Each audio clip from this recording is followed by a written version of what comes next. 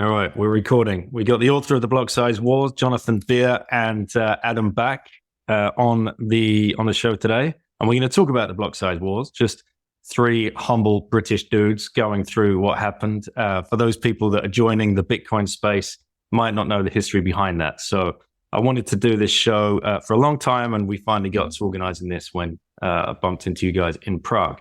So thank you for coming on. But first of all, Lauren is here to ask you guys the first question. So fire away, Lauren. Hi. So my question is, what was the Blocksize War? That's a good question. I guess it was kind of, people probably have different opinions, but in my opinion, it was about the decentralization of Bitcoin. So I think some business interests decided that it would be expedient for their businesses to have a simple way to increase the capacity of Bitcoin, the number of Bitcoin transactions per day or what have you. And they were not so concerned about decentralization. And I think ultimately the market preferred decentralization. So it was the kind of power struggle around that principle. John? Yeah, thanks very much for the question. Yeah, I guess Adam's absolutely right. I think the Blocksize War was kind of a big argument that went on inside the Bitcoin space. And it probably occurred from August 2015 until November 2017, which is a very long time.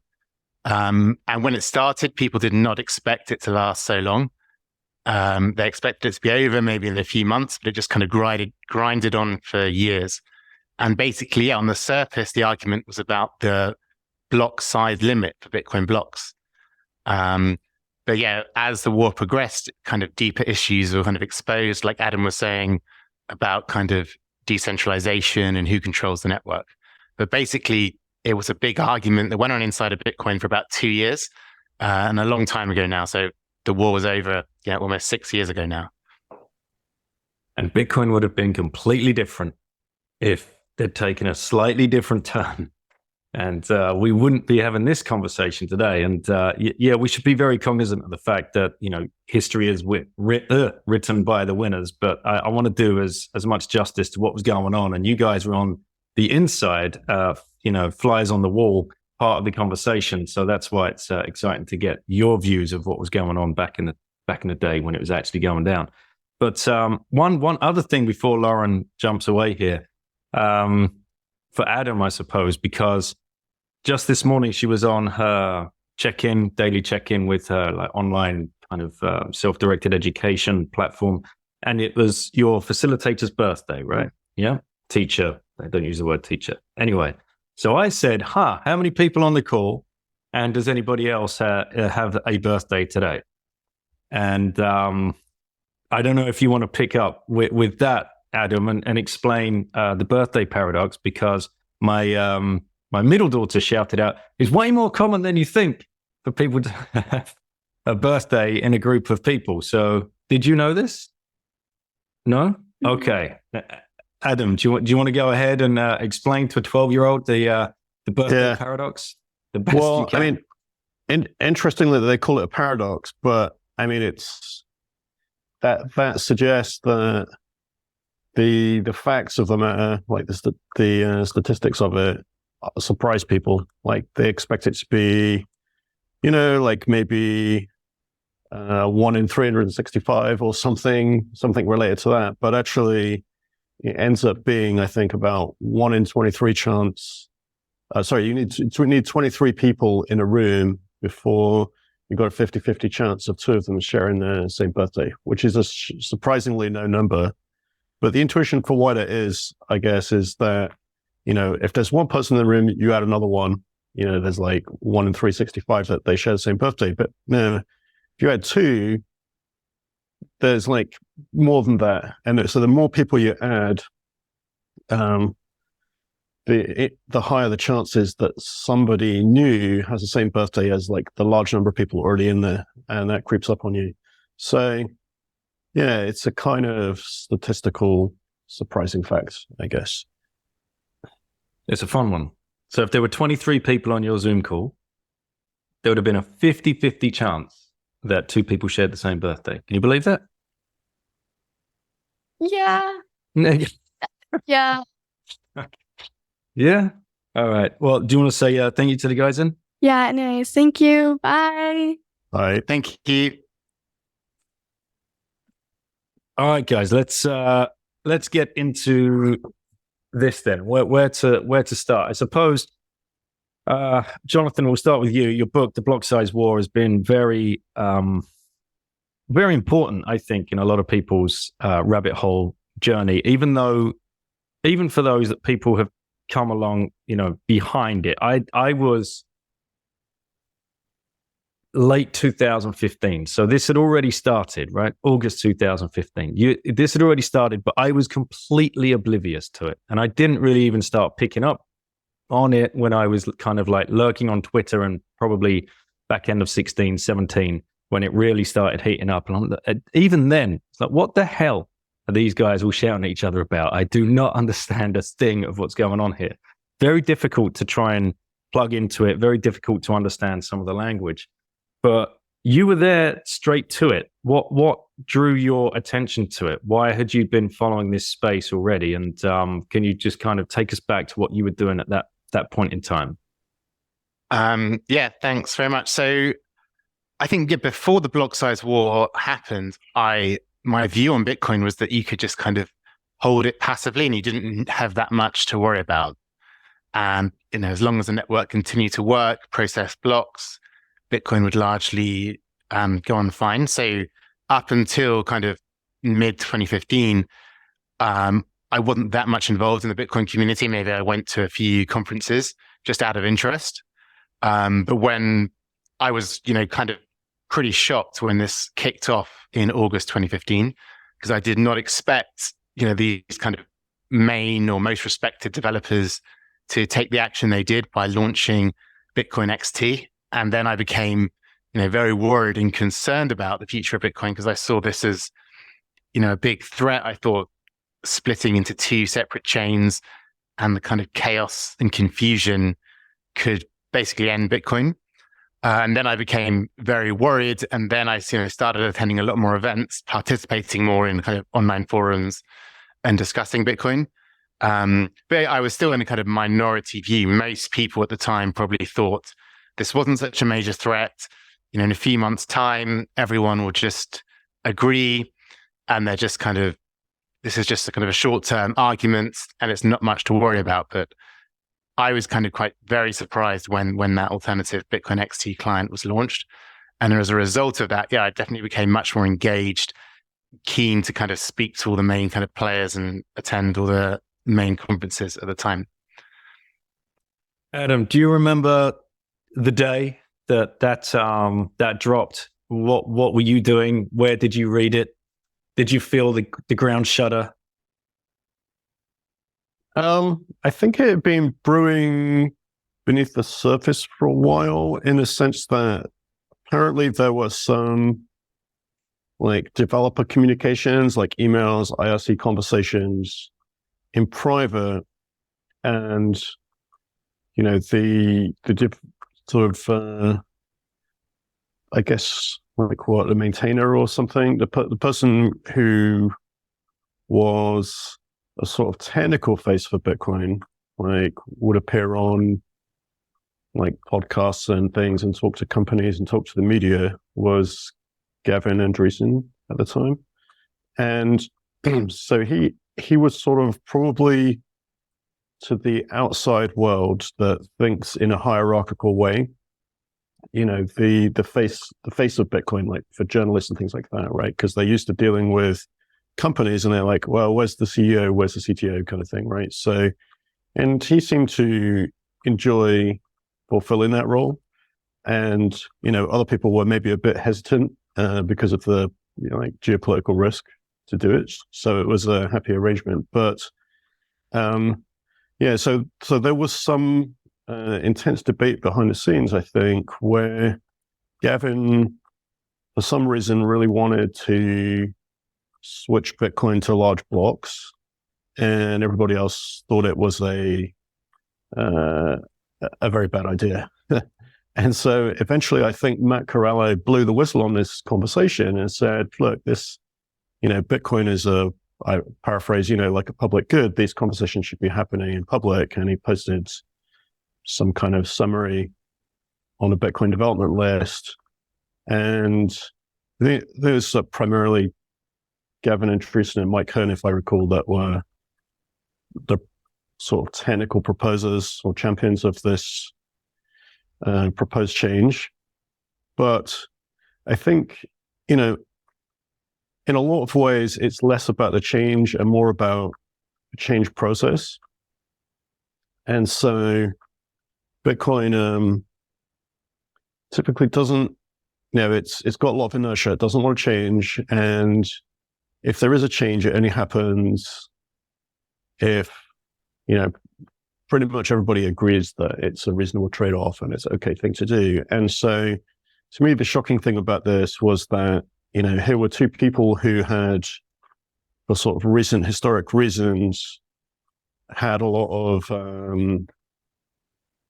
kind of media recognition or what have you, proposing to split Bitcoin in two in a cavalier attitude and basically, well, we don't care what you think, this is what we want to do. And, kind of get on the train, it's moving, or find yourself on another fork. So very aggressive stance that it was very opposite to the way Bitcoin had evolved to that date. Did you know these guys very well? Had you had conversations with them at all? Were friendly with them? Yeah, I've met them a few times at conferences. And I wasn't, like that, I didn't know them that well, but I'd met them a few times at conferences and talked to them and some of the other developers.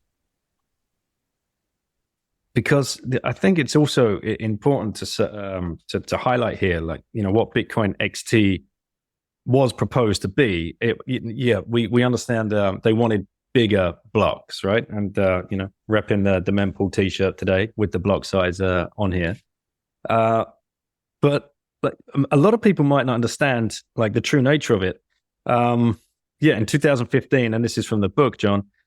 The block size limit was 1 megabyte, and Bitcoin XT wanted to increase this limit to 8 megabytes. That's the story everybody knows. And then double it every 2 years until 2036, when the limit would be around 8,000 megabytes. Now, this is something I think kind of gets brushed over. That's crazy. That's complete nuts. Well, absolutely. I think that now, 8,000 megabytes seems absolutely nuts to most people.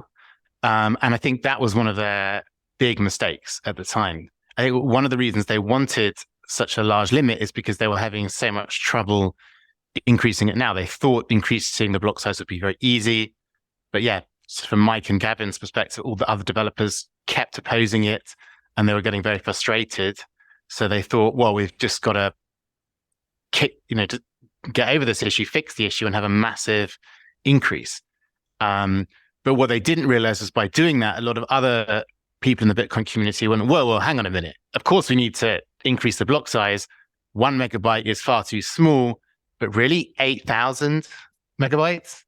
And so let's not brush over that point, because again, it says here in the book, there was almost universal agreement in the community that the 1 megabyte limit was too small. So they had a really solid foundation, a platform on which to build here and really go to market and say, guys, we have to up this. And they would have got universal support, most likely, if it weren't for that extra step of going to 8,000.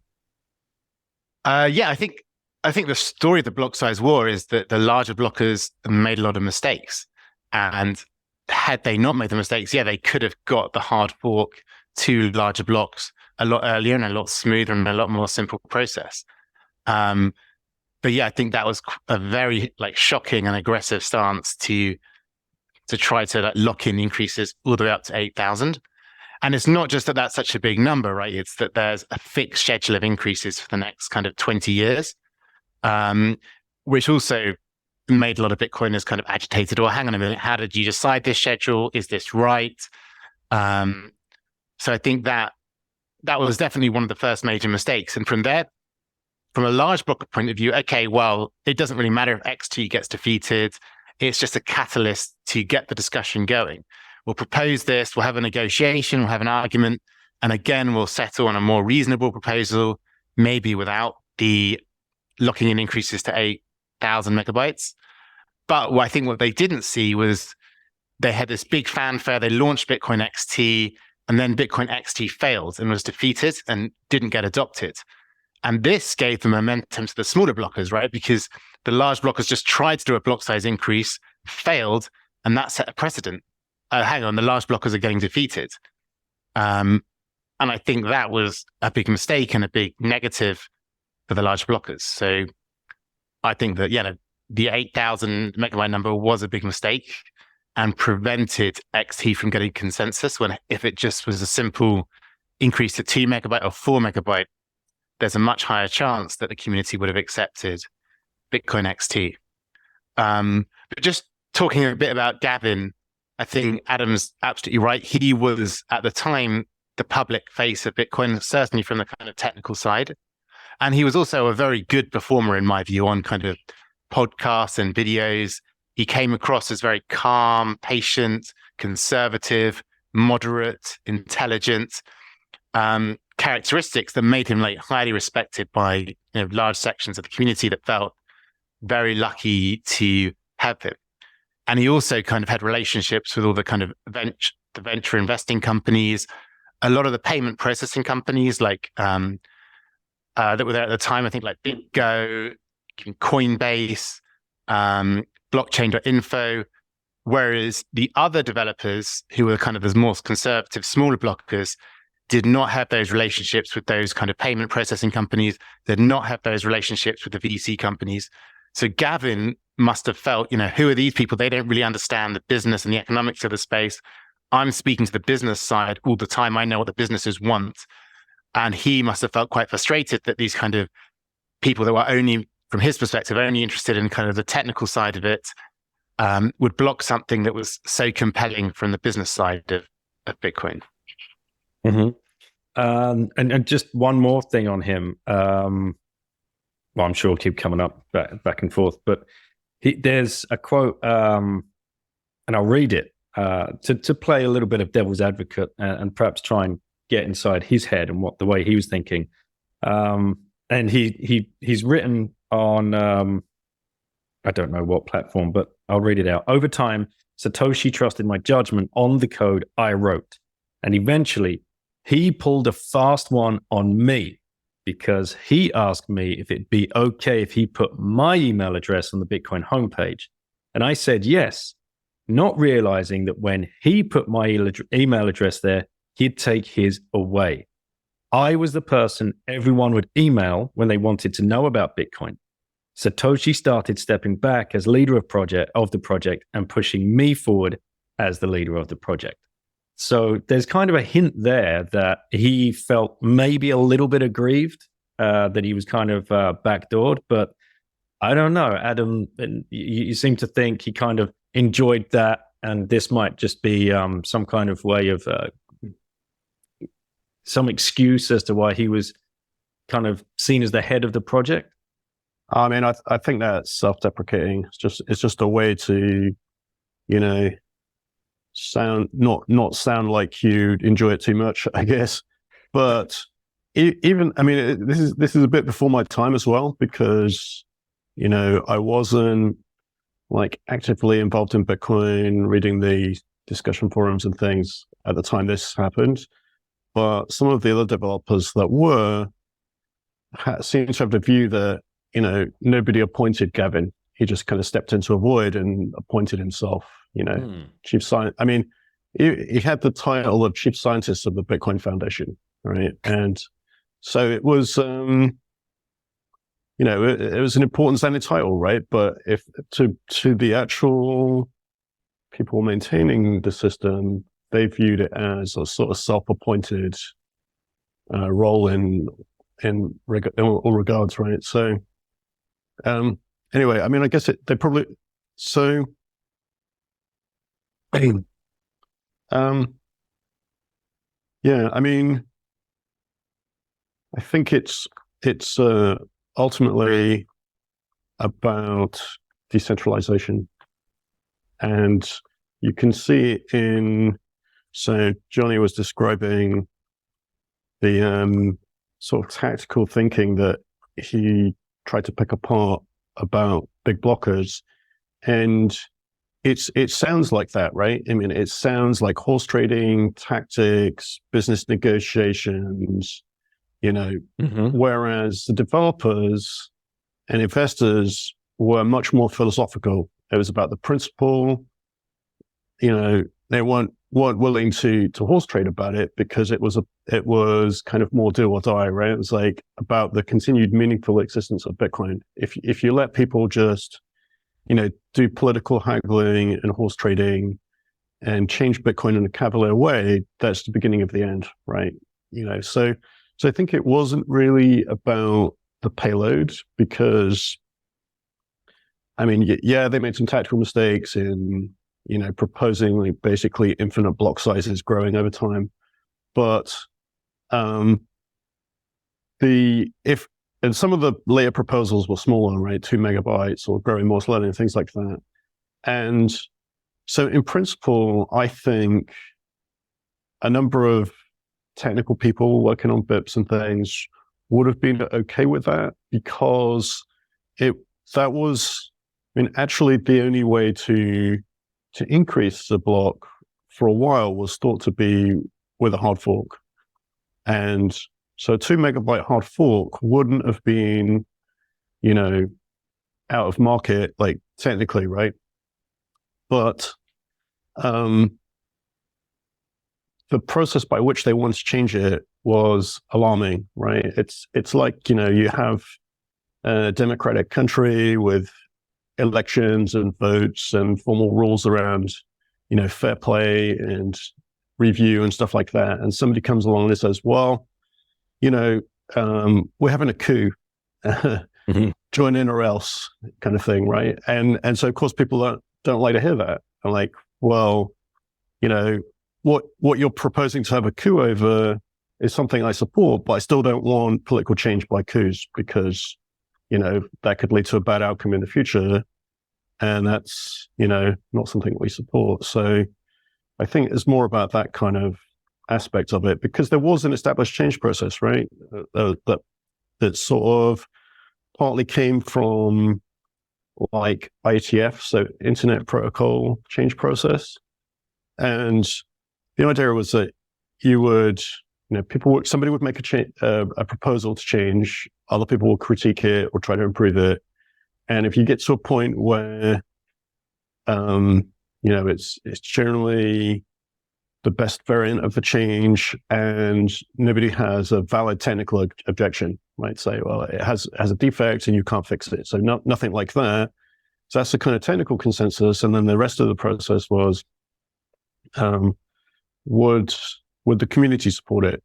So would investors, Bitcoin holders, users, and the various service companies, would they be okay with it? And generally they would, as long as it was kind of opt-in and didn't make anything worse kind of thing, right? So here was a new change process, which is a couple of guys stand up and they say, well, we're going to change it because we're sick of you guys. And that's not a principled statement in any dimension. And that's the problem. It was certainly a kind of top-down versus bottom-up battle, which I think, John, you cover pretty well in the book here. And if we just go right back to the early days, I believe it was launched, Bitcoin XT launched on 15th of August, 2015. And then 9 days later, there's this letter that drops, right, from the companies, which sounds very kind of Silicon Valley corporate-esque type thing, which I think is probably, looking back, what got everybody's backs up, the smaller blockers or the plebs, as we now like to call ourselves. But if I read this letter, I think it's going to really help people understand the kind of corporate side of things that was trying to be pushed down. So it reads, our community stands at a crossroads. So they're kind of like, it's a classic opener, isn't it? Our community. The debate about which path to take has by and large been a healthy one, and we have not interposed our positions or interfered in the discourse. So they're already taking this higher kind of moral high ground, like we have just been overseeing it and let all of you plebs and little people talk whilst trying to assess it all. Until today, our involvement has consisted of listening, researching, and testing. It comes back to this chief of science kind of idea that was self-named by Gavin. We believe that work is complete, and it is time to communicate our view in a clear and transparent manner. After lengthy conversations with core developers, miners, our own technical teams, so their own technical teams, again, they're trying to say, we are behind all of this, and other industry participants, we believe it is imperative that we plan for success by raising the maximum block size. We support the implementation of BIP 101. We have found Gavin's arguments on both the need for larger blocks and the feasibility of their implementation while safeguarding Bitcoin's decentralization. They're trying, Adam, to appease the plebs there while safeguarding Bitcoin's decentralization to be convincing. So they're saying Gavin has convinced everybody that at the top level for them to now start taking action. BIP 101 and 8 megabyte blocks are already supported by a majority of the miners, and we feel it is time for the industry to unite behind this proposal. Our companies will be ready for larger blocks by December 2015, and we will run code that supports this. As our community grows, it is essential, now more than ever, that we seek strong consensus to ensure network reliability. We pledge to support BIP 101 in our software and systems by December 2015, and we encourage others to join us. The letter was signed by the CEOs of BitPay, Blockchain.info, Circle, KNC Miner, Itbit, Bitnet, Zappo, and BitGo. Top down, like classic top down corporate jargon. And no wonder people that once that dropped, no wonder people started raising red flags immediately. Yep. Yeah, one other way of thinking about it is, of course, it's very important for developers to communicate with businesses and miners. And one of the problems back then, as well as now, was that there's not enough kind of communication between the core developers, the businesses who use Bitcoin, and the miners. And it is legitimate for developers to, seek the view of these businesses when proposing protocol rule changes. And those businesses were part of the community just as users and investors and miners. But I think, it was just too assertive or too aggressive, because they said that they were going to run, if they put a condition on that, said, we will run Bitcoin XT if the community supports it, if users support it, if investors support it. But they just kind of said that they would run it anyway, which some thought, well, that's dangerous. Well, I certainly thought that's dangerous because it could result in a chain split. But that just was definitely not what their thinking was at the time. They didn't see that risk. And from their perspective, they thought, well, this is very, very good. We're doing like corporate good. We're speaking to the developers. We're getting involved. That's a good thing for us as a business to do, rather than just kind of passively trying to make money from Bitcoin. We're also getting involved and trying to improve Bitcoin. So you can see kind of defending them from their point of view, why they thought they were doing a good thing. So, yeah. Well, let's take it to the next stage. So like that sets the scene pretty nicely. What starts happening next in your memory? I think the first problem the large blockers had is they probably exaggerated the extent to which they got agreement from the miners.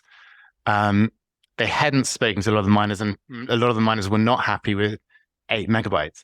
And actually, they were having very real block propagation problems, especially in China, where there was kind of the Great Firewall of China. And if blocks were 8 megabytes, a lot of the miners would have had real problems with block propagation and their profit margins could go down. And also, they hadn't effectively communicated, I think, with Gavin at that time. So he assumed, he maybe spoke to some miners who agreed, some miners did not agree and were not happy. So that's one of the main reasons they struggled to get kind of mining support for Bitcoin XT. I don't know what your memory of that is, Adam. Yeah, I'm not sure. Like, it seemed at least the claim was that this large percentage of miners supported it. And yet, when it came to it, they all disappeared, right? They didn't actually mine it. And so there's clearly some miscommunication or miscalculation or misunderstanding about the economics of it that went into that. And somewhere in here, there were some secret meetings. I'm not sure of the exact sequence, but there was a notionally secret meeting between a lot of the CEOs mentioned and Gavin in Beijing, this sort of Beijing Western Bitcoin company management and miners secret meeting. And it seemed like these VC-backed companies thought that the miners could change Bitcoin. Like, if they could just persuade the miners to support them, they could make a protocol change unilaterally. And so I think that's why they, went over to China and tried to lobby them. And I think the reason probably that backfired is that, mining is a very real-time sort of profit-based activity, right? You can't mine something that's unprofitable or you'll go bankrupt in the space of a week or something, right? So, while they maybe philosophically supported larger blocks or not, maybe there was some miscommunication as well. When it came time to mine things, they mined whatever was more profitable almost immediately. And I think a lot of these companies felt betrayed by that, but that showed probably a miscalculation about, how real-time the economics of mining is. You can't, sit there and mine something unprofitably for weeks or you'll have no money left. Jonathan, go ahead. Well, I was going to say that's absolutely right. And that was one of the key issues in the Blocksize War was most of the larger blockers would think and say, well, Bitcoin is defined by the most worked chain. And that, it doesn't, if they violate a consensus rule, it doesn't matter because everyone will just upgrade to the new consensus rule that the miners are running. And they thought this whole kind of consensus rule thing was just an idea invented by the smaller blockers to defend the block size limit. They never saw that as part of the design, which in my view is pretty stupid when you interpret that very literally, right? Because otherwise you could literally just get a blockchain, which is just a hash, no transactions, no nothing, no rules. It's just whatever is the highest, most worked hashes is Bitcoin. Or you could the miners could just kind of steal funds from anyone or increase the block reward to 1,000 Bitcoin. They could just do anything. So, and that to me seemed pretty mad and a pretty stupid design.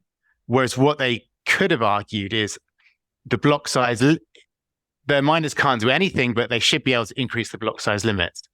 And in theory, they're correct, right? If the Bitcoin miners produce a longer work chain with just unilaterally increase the block size limit, and then if all the users of the network agree with them, and they see, oh, there's a larger blockchain, and they download a new client supporting the larger blocks, then they were right in that the miners could increase the block size limit.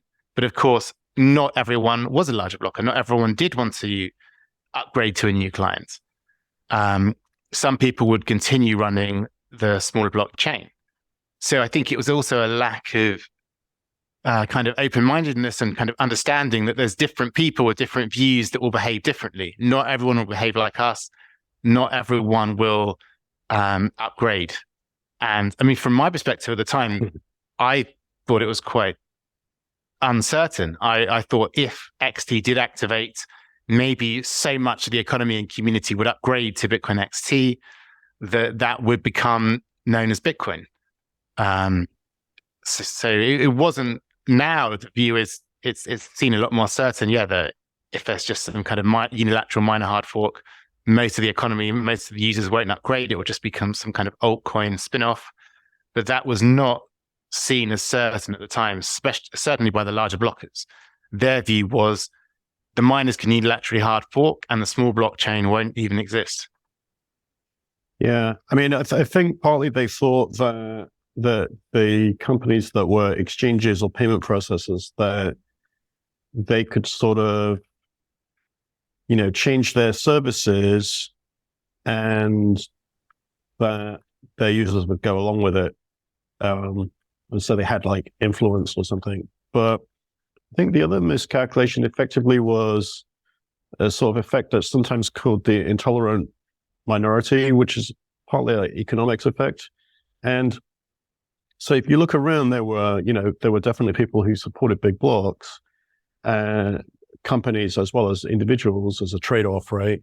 But the question, if you don't act in the market, like if you don't trade, the market doesn't hear your opinions, right? And so there's a question of, well, okay, you say that, but, how much do you believe it? Are you willing to trade 10% of your Bitcoin position on that, or 100%? If you really feel strongly about it. And it seemed like actually what happened in the end was most people were very uncertain or just didn't know what was going on. It's very confusing. And their natural inclination was to do nothing, just like wait and see what happened, right? So they didn't trade anything. But the people who didn't like it really, really hated it. They thought that these guys were, maybe they meant well or not, but the net effect was they were going to destroy the meaningful future existence of Bitcoin. And they really cared about that, right? So they were going scorched earth. They were like, sell 100% of the forks. They would short them. And so they controlled the price. Even like by numbers, they might have been a minority. By coin ownership, they might have been a minority. But by people willing to take an activist market position, they were like, 90% ahead, right? It was like the price of the fork future that came on one of the other forks was like 10%, like 10 cents on the dollar. So, and I think that, it's interesting, like that ultimately it's a market effect, right? Because the miners are going to mine whatever's more profitable. So if you can see that the fork is going to be deeply unprofitable, you're going to stop mining it if it actually forks. And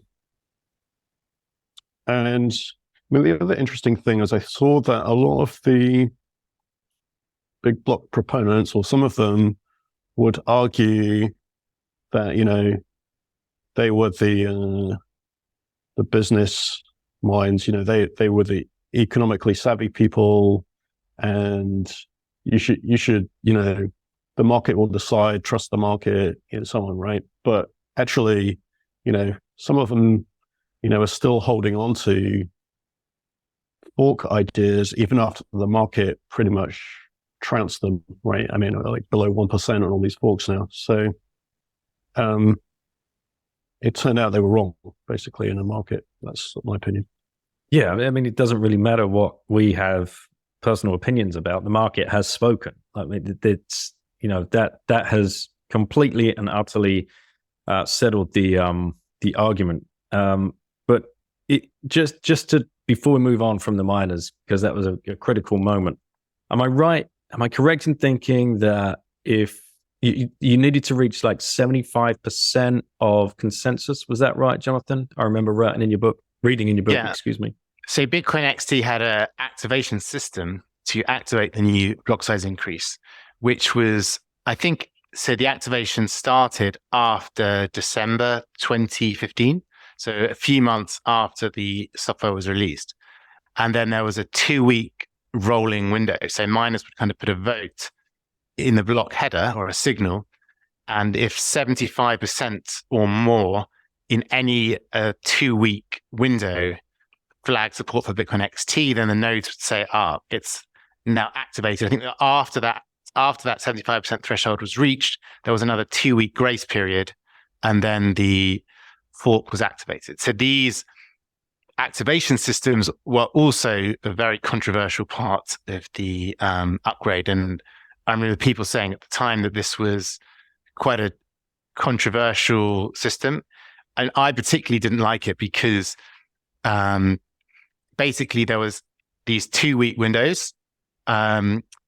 No, sorry, I don't think was there windows, or is it just kind of a rolling vote? Yeah, it was a rolling vote. So as soon as they got to 75%, activation was locked in, which I thought was pretty stupid. So there wasn't these windows, because that meant that basically at the time it activates, you're guaranteeing there's at least 25% of the miners who are not upgraded and not running XT. So you're also ensuring that there is going to be a chain split. And a much better idea would be, okay, we're going to have these windows, and the vote could be 75% or more. So it's at least theoretically possible for 99% of the miners to upgrade at the time of activation. But the way they did it, they were locking in my view, 25% miner opposition to the hard fork, which made a chain split even more likely, almost guaranteed. So yeah, I don't think they thought through the activation dynamics that much, because they were so, at this point, the large blockers were very confident and positive that they would at some point succeed. And they didn't worry about all these kind of game theory scenarios. But yeah, they had quite a controversial activation system. And would that still be the same percentage-wise today, or did that's all completely changed since? Well, we don't really do hard forks today with activation systems. But if you look at Bitcoin's history, yeah, there's been a variety of systems. So like the first soft fork ever with an activation system was actually adding the 1 megabyte block size limit, which had a kind of flag day soft fork, I think in September 2010. So Satoshi implemented that one and said the current rule is there's no rule on the block size limit, but as at a certain block height in September 2010, there will be a new rule, which is blocks must be 1 megabyte or smaller. So that was the first kind of activation system, which was just a block height or flag day. And then after that, they started doing these kind of minor vote thresholds, because I think it was one of the other soft forks, maybe the P2SH soft fork in 2012, didn't go that well because some miners didn't upgrade. So there was kind of a lot of invalid blocks produced at that time. So then they had a minor activation threshold, a system for soft forks, which is typically, I think the first one was maybe 50%, then it went to like 95%. And then there was like 3 or 4 forks activated at a 95% threshold. And then this was kind of one of the downsides of this is people then saw these minor voting and said, see, miners are in control. Miners are voting, and if they pass these votes, the rules change. Therefore, miners are in control. When, from the small blocker perspective, it was just a signaling mechanism to make sure miners coordinate. Kind of users have already decided we want these new consensus rules, but to help the upgrade go more smoothly, we want this kind of minor signaling to prevent miners producing invalid blocks after the upgrade, and to help miners run more effectively. Whereas other people interpreted that as miners are in control, miners vote, and miners set the rules. So because Bitcoin had used minor threshold voting successfully to kind of signal readiness for soft forks in the past, Gavin had then again chose minor thresholds for activating the hard fork. Right. So let's forward on a little bit to some of the battles, some of the in-room discussions, and I love reading your book, John. You talk there about trying to get time off work to get to and from Montreal, and it's a little a little erratic and hectic, your life back in those days, trying to just follow this as closely as you could. personally, right? You weren't doing that. Were you doing that professionally in any professional manner? Were you writing about it? No, at the time I was working, as in the book, I was in London in the investment management industry, not anything to do with crypto. But the firm that I was working for was kind of a macro investment house. And I could see that they were potentially interested in Bitcoin because of their they were always scared of inflation. They were kind of very skeptical about central bankers. But at that time in 2015, there was no way like a kind of large UK institution would ever buy Bitcoin. But as I said in the book, they did eventually buy Bitcoin in November 2020.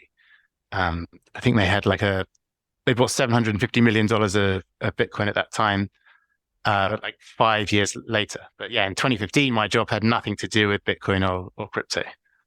Right. So, and there's a great story in there about hiking up in the hills in Hong Kong. And then you rushing down to find out that there was a meeting going on. Adam, were you even present? Yeah, I was that one? Yeah. All right. Let's get into this one then. All right. So John's up on a hill, walking around with his friends. And how did you find out this meeting was about to start happening back downtown? I think I saw a post on Reddit so I just climbed up this hill, got to the top. And then as I was obsessed by the Blocksize War, what do? I get my phone out and look at the large block subreddit, which is r.btc. And I saw a very cynical post. I think it was a picture of Adam Back in the Cyberport with some very cynical comment about Adam Back, like stalling Bitcoin or whatever. So I thought, hang on a minute, this is today. They're saying this is now. I'm in Hong Kong. I want to go and see this, especially if they're discussing consensus rules. So I kind of ran down the hill, got a taxi, turned up and saw Adam and all these other people debating and arguing at the Hong Kong round table in February 2016. So was that a conference or was that kind of a closed meeting? What was that? So it was a reaction to the supposedly secret Beijing meeting where these Western VC funded startups were trying to lobby the miners to change Bitcoin. And so, that was in deep secrecy, but, people know people. And so the word leaks out via somebody who has connections with Chinese miners or something. And so, a number of people thought this was pretty concerning, right? That, somebody would be trying to change the consensus rules of Bitcoin in secret, basically, right? That's not cool. That's not how it's supposed to work. So, of course, people are going to talk in private, and that's normal, right? But they shouldn't be trying to reach a pact to change something in secret and then, have that take effect. So, a few people got together and figured, well, at least we could try to explain it in a less biased way, because it's kind of, if you have a one-party political system, you have a biased point of view presented, right? And I'm sure those companies were not presenting, the trade-offs, right? They were just saying big blocks are great, there's no downsides. So we figured, well, let's get a meeting together, invite, interested parties and try and explain it. And there's a fellow there, who's a very technical fellow who spoke Chinese. That was very useful. It was like Chatham House rules. So I think you weren't supposed to really name who was there and who said what, that kind of thing, which is sort of normal for a semi-private meeting. And so really there was a lot of attempt to explain the trade-offs of segregated witness, because that had been kind of subject to some FUD, unclear explanations. And that was the intent of the meeting, and I think it lasted for a couple of days maybe. And but in the end, it turned into one of these agreements, right? Which is basically the side effect of somebody, after a day or so of discussions, stepping up and saying, well, let's write down what we agree on so far. And that evolved into this agreement, which itself was somewhat controversial, because an agreement looks like, a pact that you were trying to avoid, that kind of thing, right? So, yeah. I remember, I think I got there about 4 p.m. in the afternoon, and we were still in the room. I just imagine you, John, just like bursting through a door, like everyone's sat around a round table, you're sweating bullets, you're covered in mud in your hiking boots, and you're like, don't mind me, guys, I'll just sit over here. You carry on. Yeah, I wasn't invited. I just kind of arrogantly just walked in. And Adam, do you remember him? Sorry, mate. Do you remember him turning up? Like, who the hell is this guy? No, I think I've met him before, but yeah, I remember him turning up. Yeah, I think the meeting was still going on at 4:30 a.m. So people had stayed there the whole. Yeah, I think I was in that room for about 12 hours. I think. Oh man. Okay, so you turn up. Yeah. What do you walk into? What's the scene? What's going down? So people are sitting around a table in Cyberport in Hong Kong, just chatting quietly amongst themselves, and then someone says, "Okay, let's start talking again." And I can already see that there's kind of groups. So there's kind of Adam was there with chatting to other kind of Bitcoin developers. And there was another corner with Jihan Wu and other kind of Bitmain and Chinese mining people. And then they started talking again. And it was clear they were just going round and round in circles, talking about, the miners, why we need a block size increase. We need to commit to a hard fork. And then, other like kind of small blockers and developers were saying, just making the argument that Adam was saying, why we need to do Segwit, why that's a block size limit increase, why we cannot commit to doing a hard fork. And the arguments were just going round and round in circles. And at some point, people got fairly angry and agitated, certainly on both sides. I remember Jihan at one point arguing a lot with the other some of his colleagues from Bitmain, and getting quite agitated. And yes, some of the Bitcoin developers were also getting quite angry and frustrated. And certainly, as it goes into the early hours of the morning, people are getting very, very tired. And I remember someone saying, "Oh, this is how international political negotiations are done at the UN, right? The diplomats are just stuck, and then they get tireder and tireder, and eventually they just, let's agree to something." And I could see from the agreement that they were reaching, it reminded me of kind of like international political agreements, where there was wording that could be interpreted two ways. So it doesn't really achieve anything other than getting a statement out, where the two sides still disagree, but they can agree on a statement because there's like a word that has a double meaning or a sentence that has a double meaning, one meaning for one group and one meaning for the other group. And of course, this whole process was heavily criticized, especially by the small blockers who are like, well, Bitcoin shouldn't be political. You shouldn't trade and negotiate these rules. It should be done in a very principled, kind of open source way. And then the large blockers, of course, were also very critical of this because they saw this as stalling. Part of the agreement was that the miners were not going to run at the time Bitcoin Classic, which was another hard fork attempt. So almost everyone who was not at the meeting on both sides of the war was very angry at the meeting and disagreed with the outcome. Whereas only the people in the room were biased because, they were part of the process. They thought that it was a good process, but almost everyone who wasn't in that room, part of that process, strongly disagreed with the Hong Kong roundtables. And was this the introduction of Roger Ver wading into to this part of the war? He wasn't there then.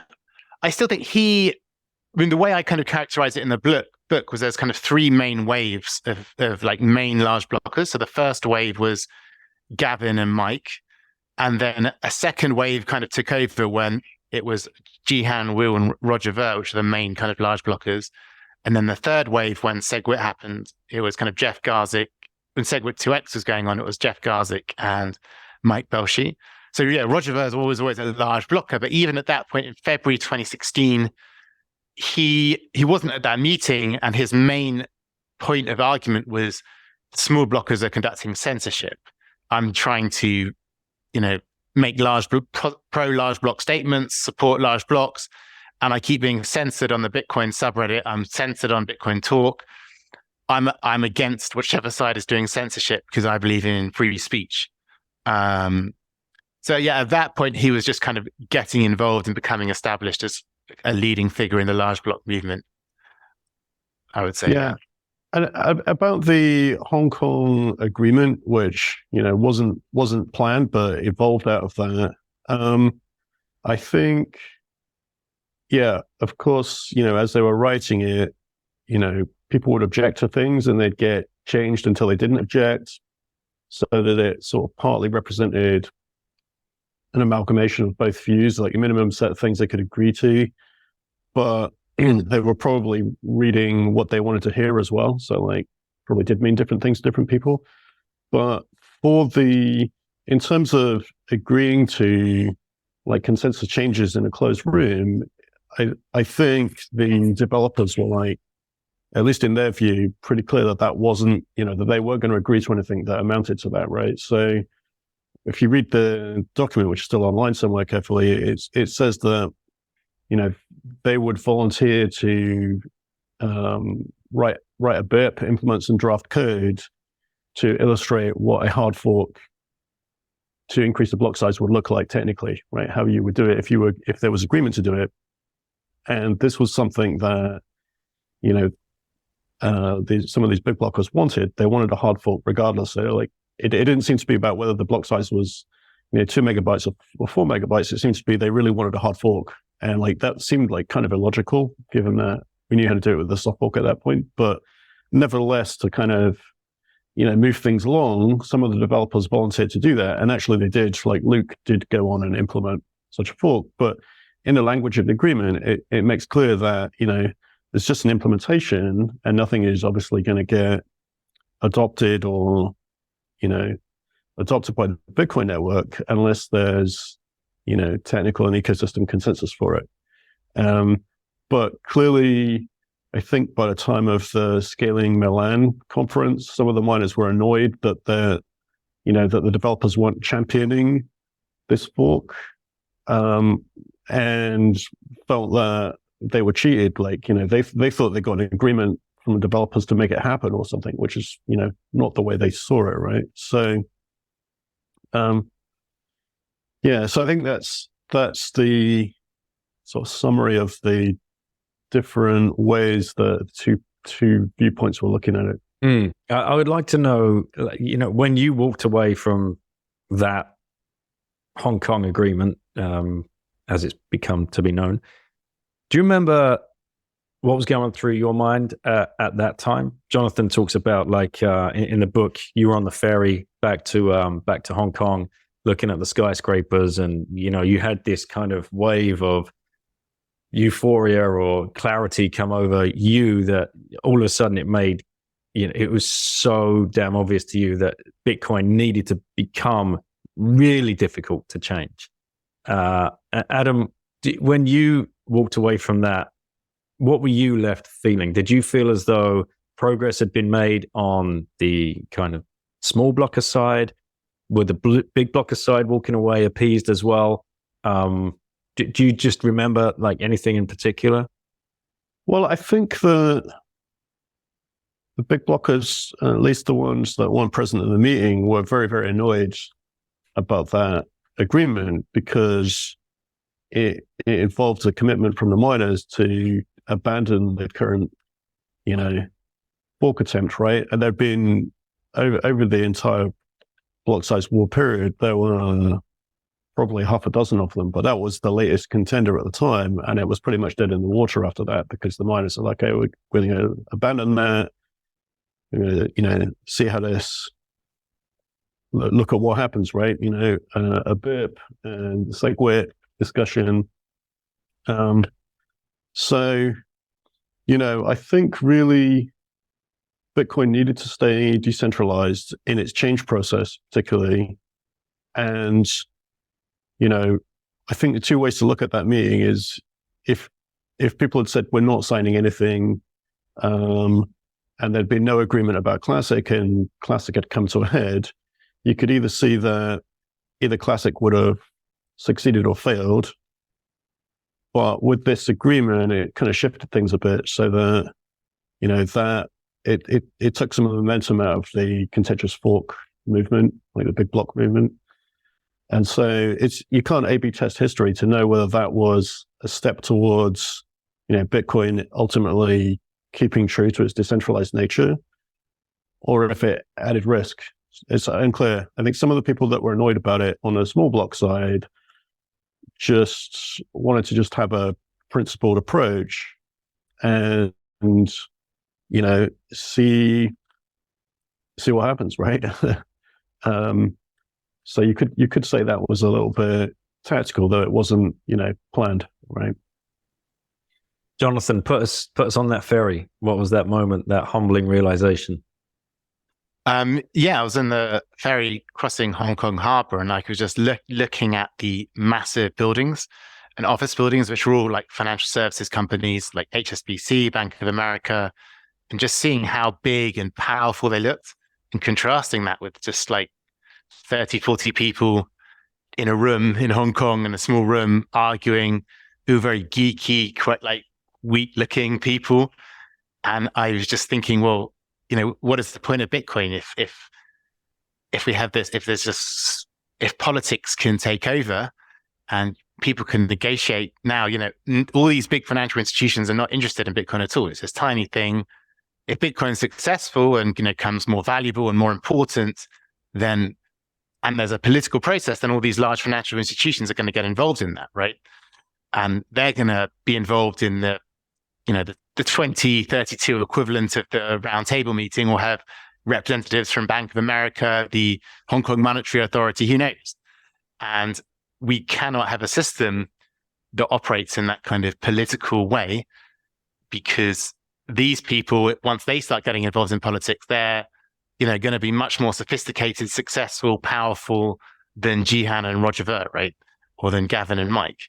They're going to bring to the table a whole range of tactics. They're going to be much more resourced. They're going to have much more developers and computer scientists that they pay to be on their side.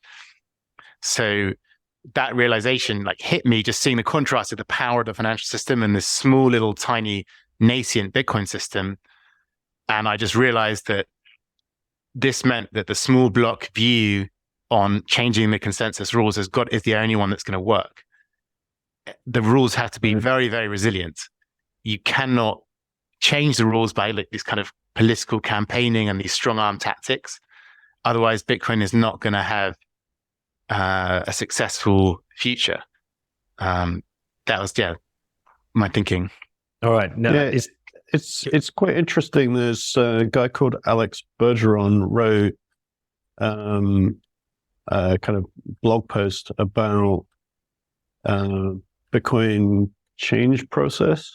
It's called the Tower of Bitcoin Development or something like that. And he went off and researched a bunch of stuff, which is kind of a little bit before my time or before I was paying attention in internet protocol stuff. So apparently this was like, I don't know, early to mid 90s or something, maybe a little before, where there was a similar kind of power struggle in internet protocols. So, there were, at the time, the internet was a lot smaller, and companies that are enormous companies today, like Cisco and Microsoft and things, were smaller companies with less employees. And the internet protocols were a new emerging phenomena, right? That, some technical people at universities and in the R&D departments of companies could define a new protocol for browsing the web or voice over IP and stuff. And so, at some point in that evolution, originally it was just, the academics, the developers and protocol researchers at university labs and things like that were doing it, and they were just doing it for what they thought was best for internet users, make the best protocol, make the best trade-off. And at some point in that, the companies decided that, well, wait a minute, we can make more money if we control the protocols. We could optimize them to make, to profit the companies. And they had to go at seizing control by political process, right? They thought, well, there's a committee-based process over here. Let's just, flood it with people in the way Johnny said. And there's some big power tussle where ultimately it's kind of David versus Goliath thing. The users won. The big companies ended up not being able to take control. And so Alex Bergeron was drawing the analogy that the Blocksize War was basically a rerun of that for Bitcoin protocol evolution. And in a way, it's, that was important for the internet to remain free and, open and not get sort of co-opted by commercial interests. And I think it's even more important for Bitcoin because its immutability is so critical to its value proposition. So we've kind of washed over a very important you've said the word a couple of times, but I want to make people completely aware of what it is. Segwit, or segregated witness. So if you could give us like a quick summary for noobs or people that have been around a little while that don't understand what Segwit was and how that served as some kind of bridge to the gap in the thinking around small blocks and big blocks. So who can kind of summarize Segwit for us? Either. Yeah, so Segwit was a proposal that was made by Peter Wuller in Hong Kong in December 2015, where he gave a speech kind of outlining it.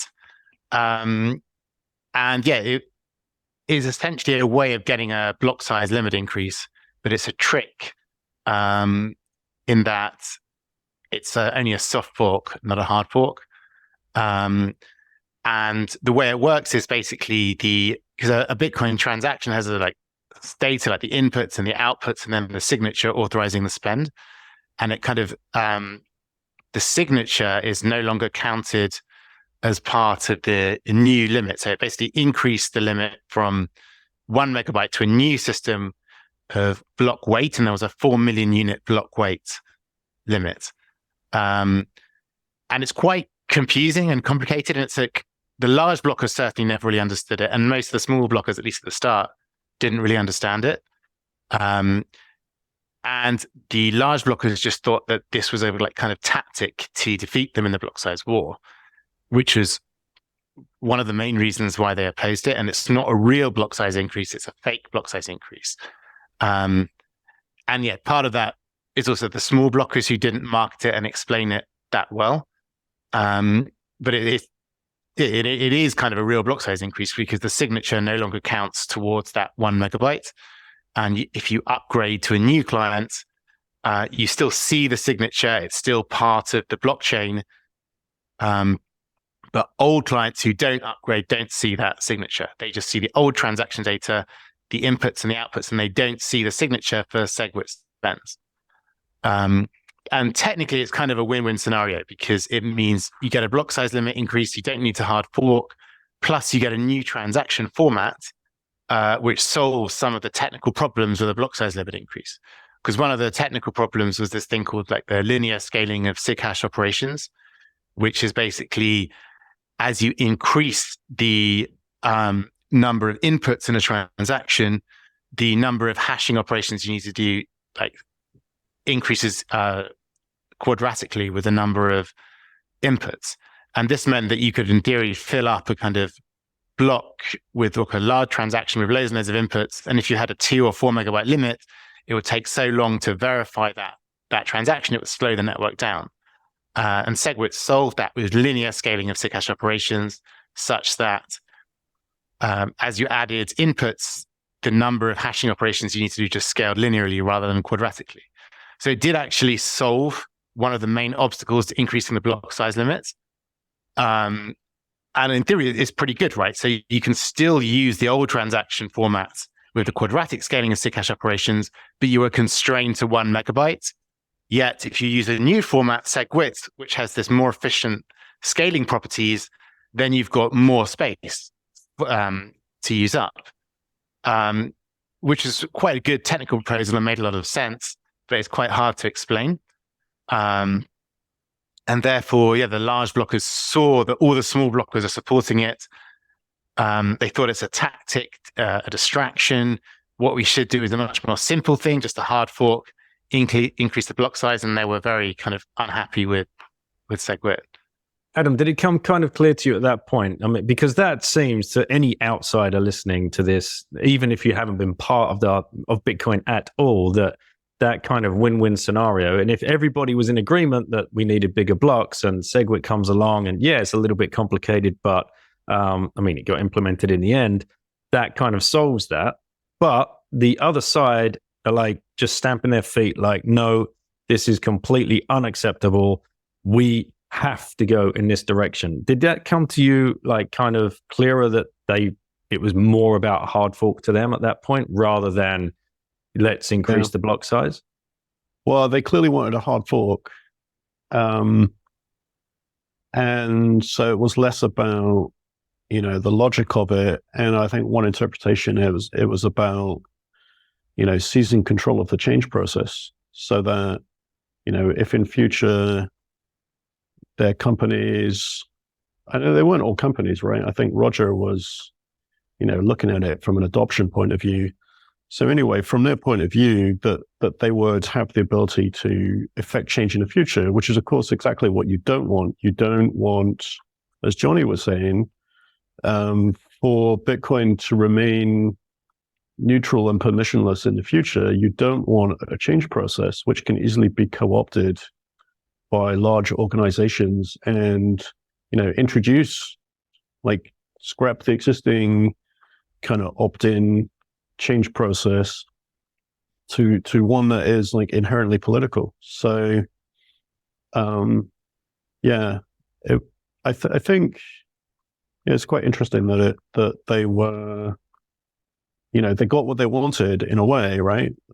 They got roughly double the transaction throughput, and they still didn't want it. So, like, that gets hard to understand, right? And there was another theory, which I'm not sure if it ever got really conclusively proved, which was this whole covert ASIC boost thing. So a kind of optimization trick for mining that I think Greg Maxwell noticed at some point might be incompatible with Segwit. Like, Segwit might accidentally prevent this kind of secretive mining efficiency advantage, and that might be a reason. Now, Bitmain never admitted that officially, and people tried to reverse engineer it, but it's kind of hard to reverse engineer what the miners were actually doing. So that was another potential part. But as it's, if you are having any kind of conversation, you, like, the Bitcoin change process is trying to be very kind of neutral and open and scientific, right? So, if you have a concern, you explain it, and you explain what the concern is, maybe propose a solution, or see if somebody else can propose a solution. But this is just, like, seemingly illogical behavior, right? Like, well, what don't you like about it? And nothing coherent comes out of it except, they really want a hard fork. Like, okay, that the sort of ITF-like change process doesn't really accommodate kind of irrational, illogical demands, right? So anyway, I guess the market resolved it, and the political change process was kind of stopped in its tracks, which is extremely important, right? And you see people who became very enamored with the Bitcoin asset, after that, like Michael Saylor, for example, point to this event of Bitcoin, like, resisting, top-down change as extremely important for its credibility as an immutable and censor-resistant asset class. Absolutely. And then we get into a bit of clown world, right? Enter fake Toshi, John. And so it's become evidently clear to those people on the ground that are following this closely that this is now more about taking control of the Bitcoin protocol by a small group of people that are way more interested in a hard fork, moving away from the original chain, creating their own rules, and doing whatever they want with it going forward. And to those people paying attention on the ground, this absolutely 100% couldn't happen. So Monday, May the 2nd, 2016, as you say, John, in the book, one of those wild days in Bitcoin land.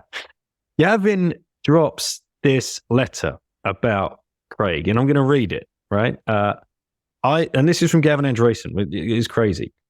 I believe Craig Stephen Wright is the person who invented Bitcoin. I was flown to London to meet Dr. Wright a couple of weeks ago after an initial email conversation convinced me that there was a very good chance he was the same person I'd communicated with in 2010 and early 2011. So he's using his social proof here to try and, really put across the point that he was the only one that was communicating with Satoshi back in these early days. After spending time with him, I am convinced beyond a reasonable doubt, come on, Craig Wright is Satoshi. Part of that time was spent on a careful cryptographic verification of messages signed with keys that only Satoshi should possess. But even before I witnessed the keys signed and then verified on a clean computer that could not have been tampered with, I was reasonably certain I was sitting next to the father of Bitcoin. The language here is crazy. During our meeting, I saw the brilliant, opinionated, focused, generous, and privacy-seeking person that matches the Satoshi I worked with 6 years ago. Again, he's drawing on that social proof. And he cleared up a lot of mysteries, including why he disappeared when he did, and what he's been busy with since 2011. But I'm going to respect Dr. Wright's privacy and let him decide how much of that story he shares with the world. Well, it turns out loads. So we love to create heroes, but also seem to love hating them if they don't live up to some unattainable ideal. It would be better if Satoshi Nakamoto was the code name for an NSA project or an artificial intelligence sent from the future to advance our primitive money. He is not. He is an imperfect human being just like the rest of us. I hope he manages to mostly ignore the storm that his announcement will create. Well, he didn't ignore it. And keep doing what he loves, learning and researching and innovating. And here's the killer. I am very happy to be able to say I shook his hand and thanked him for giving Bitcoin to the world. I mean, this is where Clown Show just explodes, right? In the Bitcoin world. What were you thinking when you saw and read this from Gavin? Well, I mean, at the time I was thinking, oh my God, this is an incredibly odd statement to make. Like, why do it like this? You know, if you're Satoshi, you want to prove something, you could just sign a statement saying, I am Satoshi with the private key associated with Satoshi, rather than this convoluted system. However, I had a lot of trust and respect for Gavin at that time. And I thought there's no way he would put out a statement like this unless it probably is Satoshi. So my thought was either Gavin's hacked and this wasn't really him making the statement, or that's probably Satoshi. And I probably put it about 60, 70% chance Gavin was hacked, 30, 40% chance. Very strangely, this must be Satoshi. And then it wasn't long though. I think it was like later that day, Craig published this blog post where it was supposed to have some kind of digital signature from Satoshi in a message, and it didn't. I just scrolled up and down and it was all just kind of gibberish nonsense, completely unclear. And then I was like, oh my God, this is not Satoshi. What the hell has Gavin done? Maybe Gavin was hacked. And then still believe it's very likely Gavin was hacked. And I think it's still the next day he went on stage at some event in New York with maybe Vitalik and Pindar Wong. And then I was absolutely shocked and gobsmacked when he repeated his assertion. I might have got my timings a bit wrong. I'm not sure if that was before or after the Craig blog post. Yeah, he repeated the assertion that he thought that was Satoshi. And yeah, it was unbelievable. Now trying to explain why he did that now, clearly, I mean, it's inexplicable. It's very difficult to do that. But one of the main factors was clearly the Blocksize War, right? Gavin was incredibly frustrated about the Blocksize War. He just wanted a simple hard fork, increase in the block size. He was unable to do that. He was getting angry, tired, very frustrated with Bitcoin. And then Craig comes along and repeats the large block narrative. And Gavin sees that as a way of, look, this must be Satoshi. He's saying all these pro large block things. And if with Satoshi on my side, then I can do the hard fork to larger blocks. I mean, but that is clearly not sufficient to explain in full what Gavin did, but it's clearly part of the reason, in my view. Yeah, I was actually at the New York conference before Gavin went on a panel with Pindar and Vitalik. And I think there was maybe some other technical people around, but we were just asking him, like, so how did you verify it? Like, was it your computer? Just like kind of, 101 security questions, right? And he was like failing, like, he was being far too trusting, basically. So his test was useless. And then he went on the panel and kind of got, Vitalik kind of debunked the whole thing live and made him look silly. So I think he did later kind of retract it, in the sense that I think he said or wrote something like, well, maybe I was bamboozled after all, after he'd had quite a period of time to reflect on it. But then he later got subpoenaed by one of Craig's many court cases, and conveniently forgot everything. Like, he couldn't recall anything. So I guess he didn't want to elaborate further on the debacle. So I don't know, like, very, very perplexing behavior. But like, as Johnny says, like, it's a clever tactic to tell somebody in a distressed state of mind what they want to hear, right? It's a good way to engender trust and support, I guess. But yeah, like, if somebody offered to prove something to me in that kind of Byzantine way, I'm like, I'm not going to that meeting. It's like potentially dangerous, right? I mean, who are you going to meet in this kind of weird way, right? Yeah, and it was definitely a crucial moment in the Blocksize War, right? Because Gavin's reputation from that point was completely almost destroyed overnight.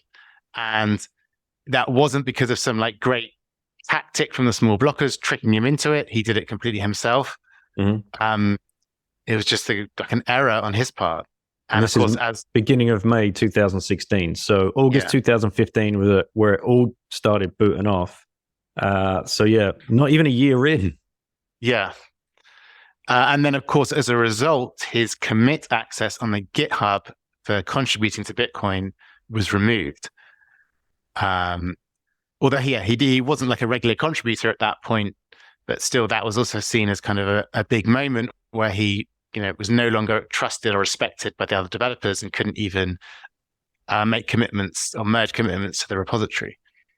So how much of this circus started kind of throwing people off track? You've now got two key players involved, like Roger Ver, very, very persuasive, and had been respected in the Bitcoin community before all of this.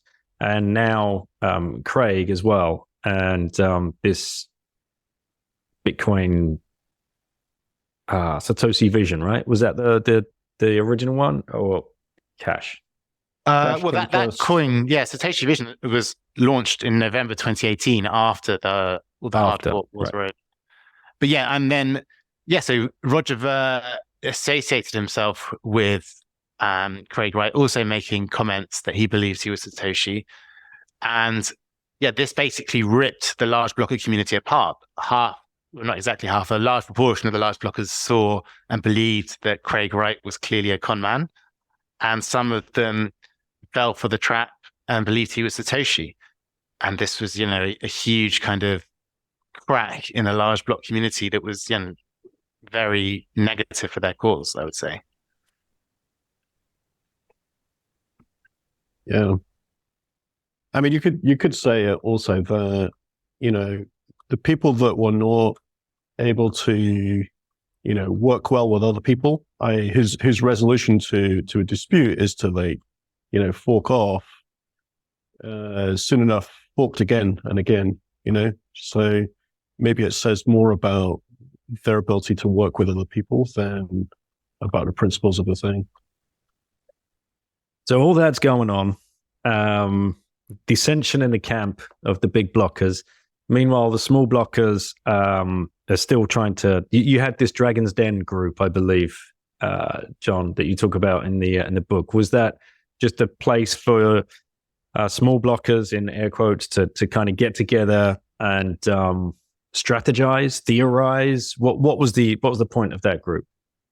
I think it was a group on Slack, and it was very intense. Like there was discussion there, like day and night, and most of the discussion was, we're small blockers. We think the large blockers are not that intelligent. We want to beat them in the war, and we want to make them look stupid, and make all these memes and tweets and Reddit posts about how stupid they are. And it was also kind of discussion of how to convince other people to join the small block camp.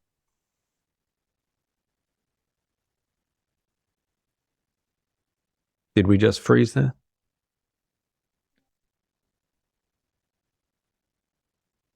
Yep. Damn it.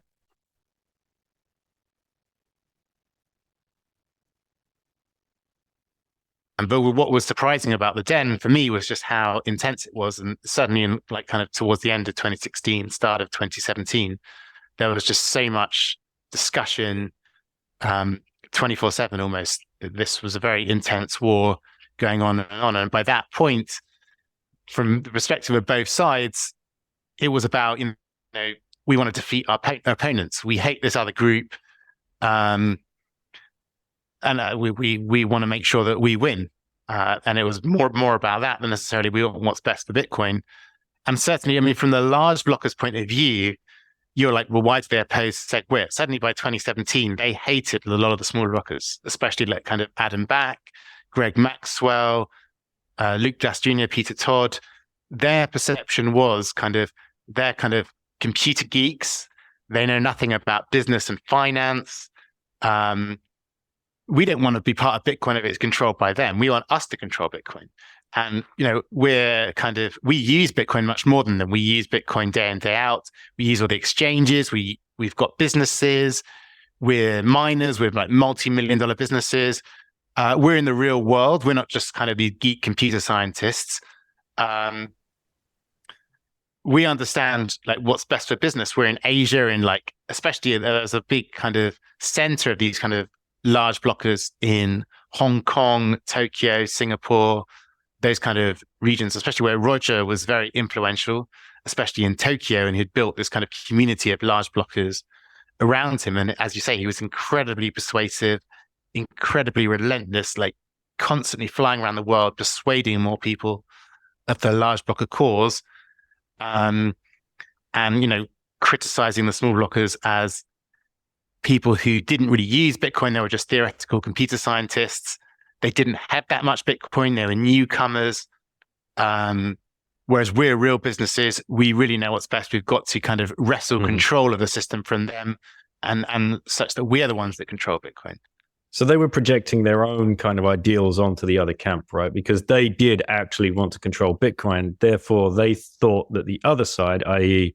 the small blockers, were trying to do the same thing. Whereas in reality, the small blockers were just trying to protect like the protocol and the network and not have anybody coming in and taking it over. Adam, did you ever feel that hate that John just described? Was there any kind of personal threats or anything like that?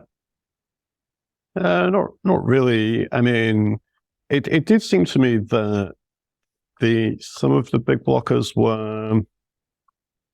I mean, in British English, there's this phrase about playing cricket, which means you want to win the game, but you don't want to win by foul play. And so there was a sense of, playing by principled means, right? If you're there to protect Bitcoin, then you shouldn't be engaging in subterfuge or, misrepresentation or anything like that. And it seemed to me that, just observing the tactics of some of the big blockers, that these were not classy people, right? They were doing not in all cases, but in some cases, pretty underhanded things. And so what I suspect that their, view of the world, like, if somebody is engaging in some underhanded strategy, and that's the way they approach, problems in the world, then their mental model of everybody else is the same desperate, like ends justify the means, right? And so they were assuming the worst of, people that cared about Bitcoin or wanted to remain decentralized. They were assuming that they had some secret agenda or hidden incentive or wanted to vilify them, which wasn't the case, right? So I think in some ways that spoke more about themselves, right? That they would see the world as this kind of mean, grubby, tactical place where everybody played by their kind of rules. I think that's absolutely right. And part of that is, of course, they wanted a block size increase. They thought it would happen fairly quickly and easily. They put a huge amount of effort into trying to get a block size increase, and it didn't happen. And they assumed as the war progressed, the reason that didn't happen is because the small blockers were very sophisticated, powerful, mischievous, very shrewd behind the scenes, doing all this clever action to kind of undermine them. And then towards the end, as they got more and more frustrated, as they were clearly losing, they kind of greatly overestimated the power and sophistication of the smaller blockers. Whereas at the start, they kind of ridiculed them, like, who are these small blocker people?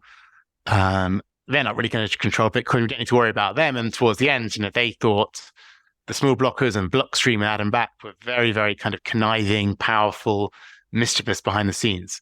It's amazing more than they were. It's amazing what you can achieve when you have truth on your side, right? That's and that takes us very nicely into user-activated soft fork and enter Shaolin Fry.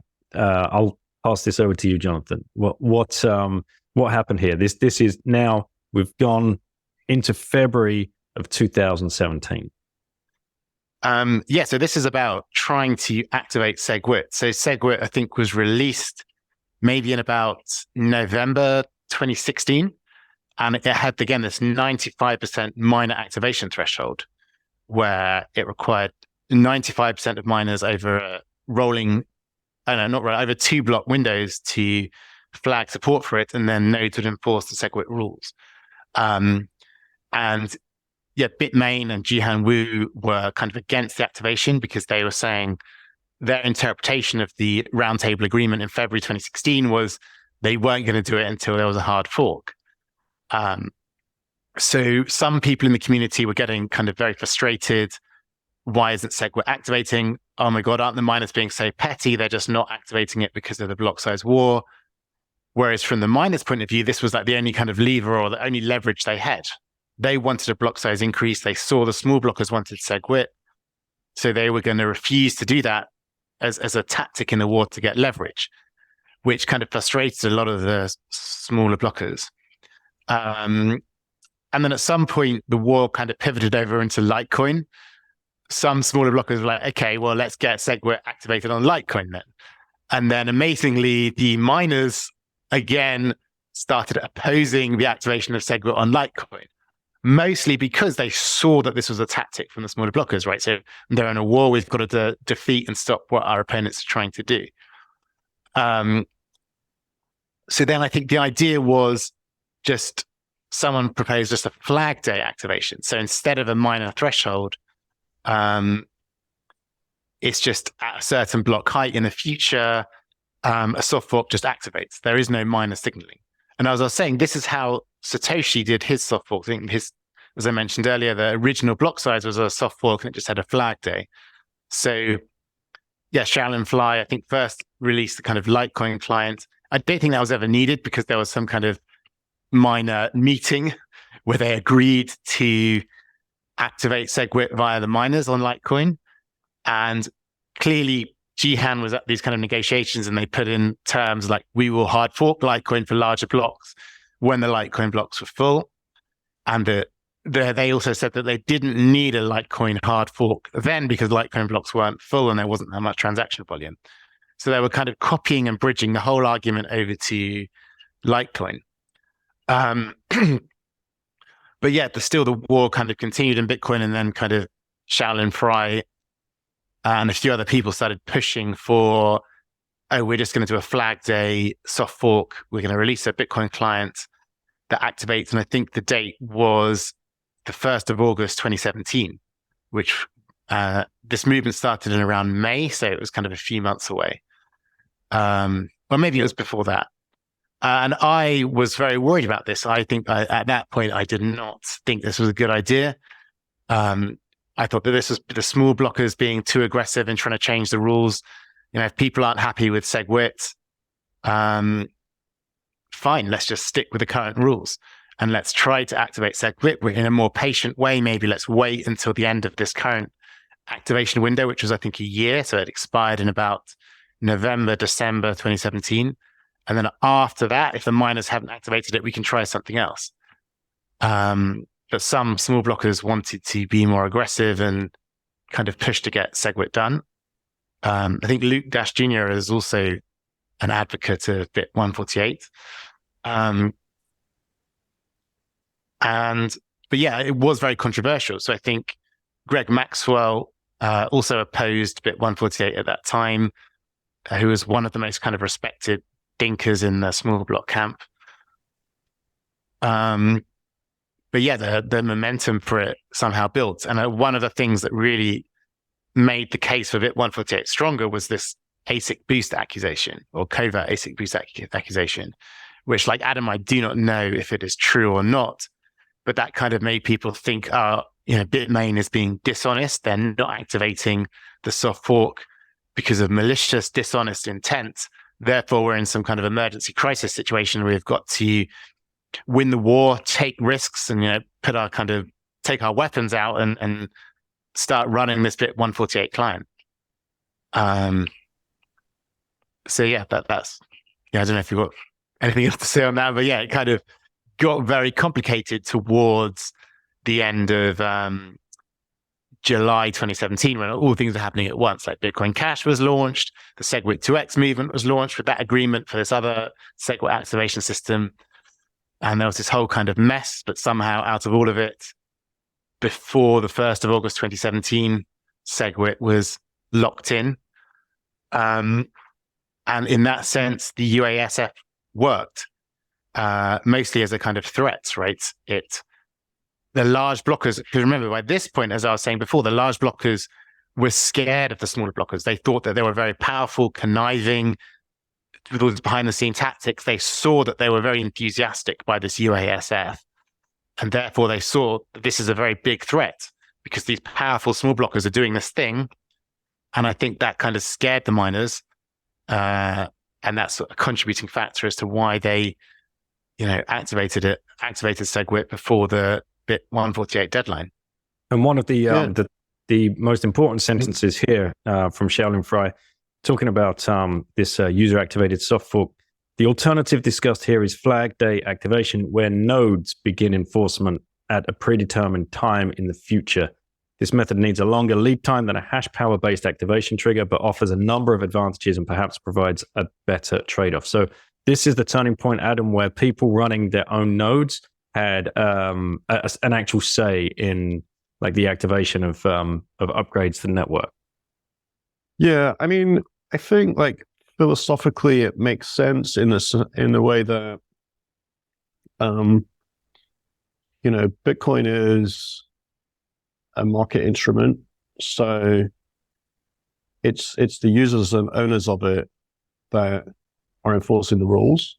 And as John described earlier, the soft fork upgrade process is basically that most of the economic nodes upgrade, and only then do miners upgrade themselves and start signaling activation.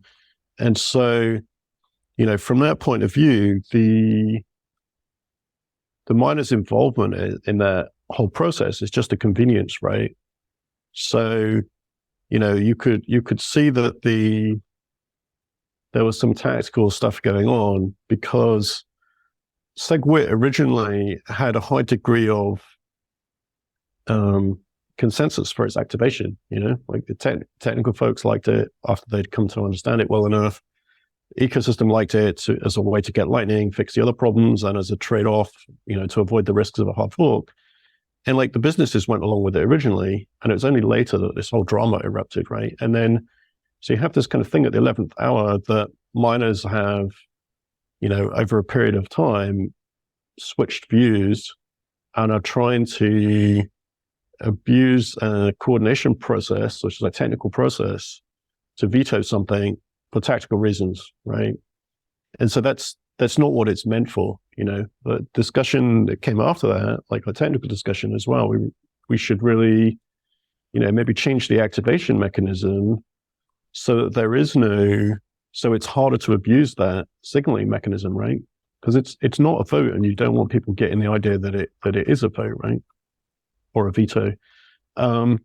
So, from that point of view, going back to the old activation mechanisms that Gavin has used of just, well, if there's a soft fork upgrade, you set a date where it starts to get enforced and the nodes can enforce it. Like the miners coordinating via signaling is just convenient to, avoid wasted hash rate, disruption, safety for people who don't upgrade in time, that kind of thing, right? But if it's going to all break down and people are going to try and change the semantics, like the definition of the network and how it works and the game theory, then maybe it's better to go back to the old method temporarily.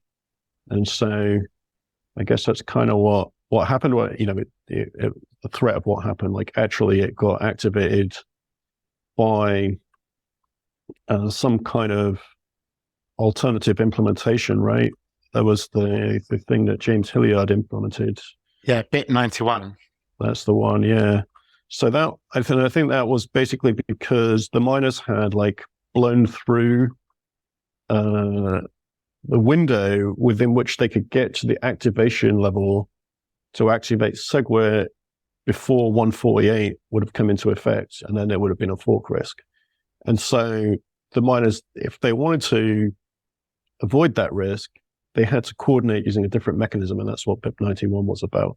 And so, from a full node that wasn't running BIP91, it just looked like, miners behaved well, and it kind of activated in a different way to what it really did.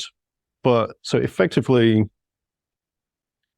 it wasn't tested, right? In a sense that the fork was never created. Like there was no fork that spun off on BIP 148 activation time, because remember, if that's a soft fork to users who upgrade and miners, ignore that, they would create a hard fork, and so that was the risk. But there were lots of forks happening at the same time here, right? There was Bitcoin Cash and then Segwit 2x, and so I think those forks kind of competed against each other and took the momentum out of it. What's the point of having Segwit 2x when there's already Bitcoin Cash at that point, and so on, right? Yeah, and that was another huge mistake from the large blockers, to kind of spin off Bitcoin Cash and then also try to do Segwit 2x at the same time. So they weren't all united behind one fork. Their efforts were kind of split. And from their point of view, I was speaking to some of them in Hong Kong at the time, and they were like, oh, well, Bitcoin Cash shows the small blockers we're serious, right? If they don't go ahead with Segwit 2x, we're all going to leave to join Bitcoin Cash. Therefore, they know we're serious now. We've actually got a coin. And this is going to make the small blockers all agree to Segwit 2x, which, of course, was completely wrong in their thought processes. The small blockers were not going to support Segwit 2x because of the existence of Bitcoin Cash. And if anything, Bitcoin Cash significantly, took all the momentum out of the Segwit 2x attempt. Certainly from the point of view of exchanges who just kind of had to support Bitcoin Cash and had got all the complications of kind of splitting customers' coins, listing Bitcoin Cash. The technical teams at these exchanges didn't want to go through this whole process all over again with another Segwit 2x coin. And again, it's about precedent. The large blockers had done their hard forks, split their coin off, and it wasn't known as Bitcoin, and it traded at a significant discount to the Bitcoin price, which set a precedent for, well, the same thing will happen with Segwit 2x. The large blockers will split up a coin. It won't be called Bitcoin Cash. It will be called Segwit 2x coin. And again, it will trade at a significant price discount to Bitcoin and won't be known as Bitcoin. So again, they got their tactics completely wrong. They thought that this would, help win the war, help let the small blockers know they're serious, but it actually completely undermined their case, split their camp into different coins, and helped ensure the victory for the smaller blockers. So I think that's one of the main stories of the Blocksize War. It's kind of these unforced errors from the larger blockers were quite instrumental in helping ensure the small blocks win. Very aggressive 8,000 megabytes in Bitcoin XT, the whole Craig Wright saga, and then kind of Bitcoin Unlimited was another huge kind of mistake because that was kind of a very flawed idea with a lot of bugs. And then finally, I think splitting for Bitcoin Cash at the same time as going for Segwit 2x rather than consolidating all their efforts around one large blocker coin. And looking back, it seems that, the charlatans, the professional con men, call them what you will, were attracted to that side of the argument, right? And there's a reason for that. So certainly, from Craig Wright's point of view, absolutely. Nobody in the small block camp believed that he was Satoshi, whereas some people in the large block camp clearly did. And that was, clearly a good strategy for him to, build his name or achieve whatever his objectives are. Exactly. And, he said the large blocker narratives in a very kind of aggressive Craig Wright kind of style, which some of the large blockers really supported. And Roger as well, right, was able to manipulate a lot of people there and throw his weight around very easily on that side of things. These people will only do that where it's possible for them to do that, right? That wouldn't have gone down on the. I'm assuming there was no equivalent on the small blocker side of these kind of characters.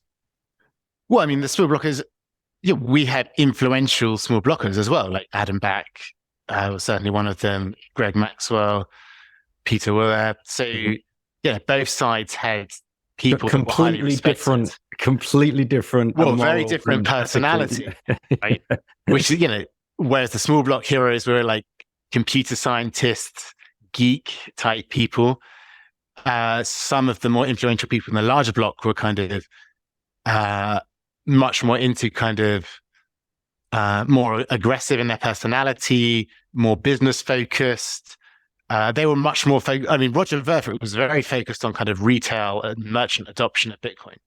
And he was, very excited by things like Microsoft accepting Bitcoin, Tiger Direct, Rakuten.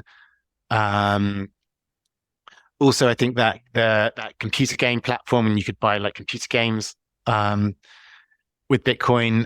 And that was the pathway that he saw Bitcoin being successful. And he was a kind of relentless salesman for Bitcoin, which did make a significant contribution to Bitcoin succeeding.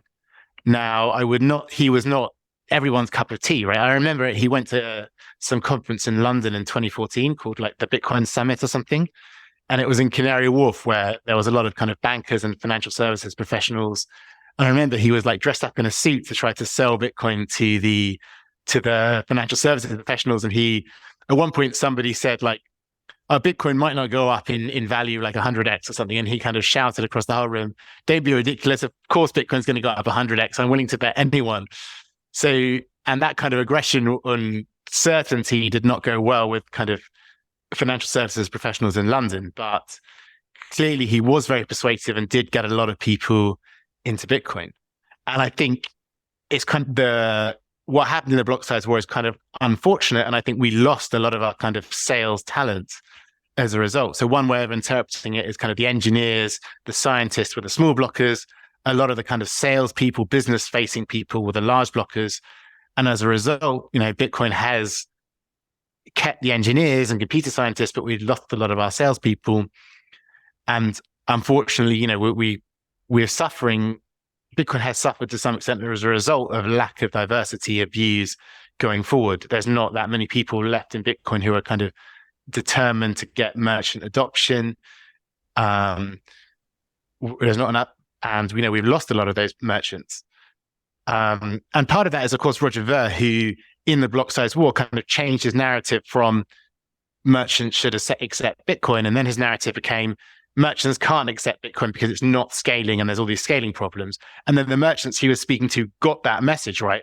Oh, I'm not going to take Bitcoin now because it doesn't scale. But yeah, I still think Bitcoin today is suffering some of the after effects of the Blocksize War. And one of them is kind of this lack of diversity in views, lack of kind of an energetic sales force like going around to merchants. So yeah, I think it's very unfortunate that we split, and it's unfortunate we lost some of these people. And I don't want to just be like kind of the view that the large blockers were mostly idiots and they were useless for Bitcoin and they were all fraudsters and charlatans. I think there was an interesting eclectic mix of people in the large block camp, and a lot of those traits that they had were potentially useful for Bitcoin going forward. And it's unfortunate that we've kind of lost some of that. Mm-hmm. So, Adam, it's all blown over, right? We've had nothing but peace since the Blocksize War. There's still never a dull day in Bitcoin, but thankfully that particular, I think it was a risk point for Bitcoin, and that there was uncertainty from all points of view about how things would turn out. And that, I think the outcomes affect future game theory, because now people's expectations about outcomes change, and therefore their conviction and their behavior changes, and they sort of reinforce the direction things concluded last time. So I think it did result in Bitcoin becoming much more immutable, because while some of that resolution was high risk, a repeat of it would be lower risk, because people would say, "Oh, I've seen this before. I'm a lot less uncertain now. I will trade against it, or I will ignore it, or I'll fight it, or something," right? Whereas before they were like uncertain, undecided.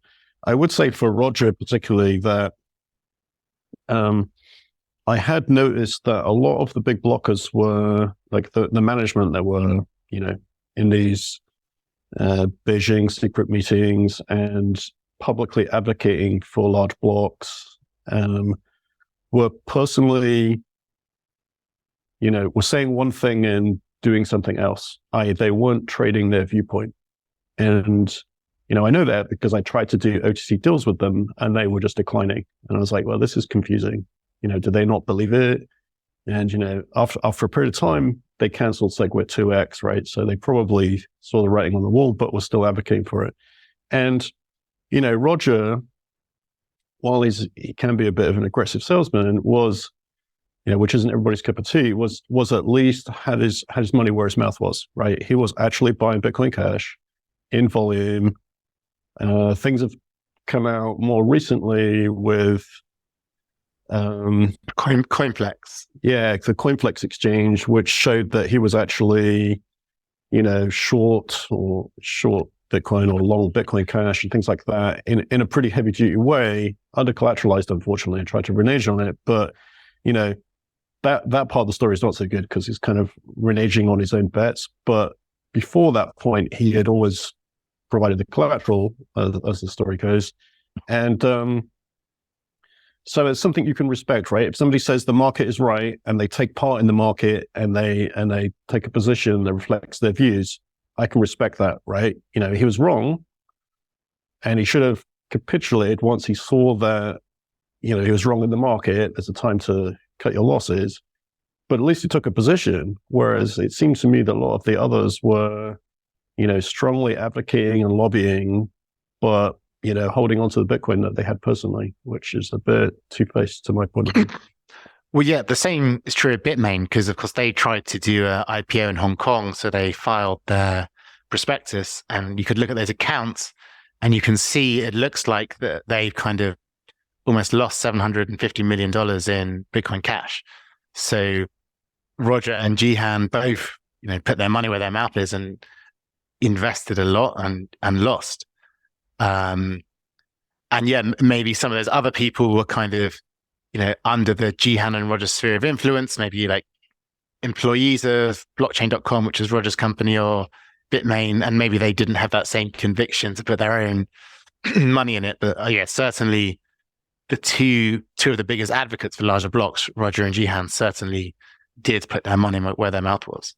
Yeah, and I think that's like philosophical, right? So it suggests that they more genuinely believed what they're saying, and they were thinking it was a good direction for Bitcoin. Now, we disagree, obviously, and the market ultimately disagreed, but at least that is an honest, there are more hallmarks of that being an honest position, whereas people are promoting something and not acting on it at all. It's like more tactical behavior, right? It's like, well, we'll try this. If it's good for their business, they'll do it. If it's not, well, they still own the Bitcoin, so they don't care if they lose, kind of thing, right?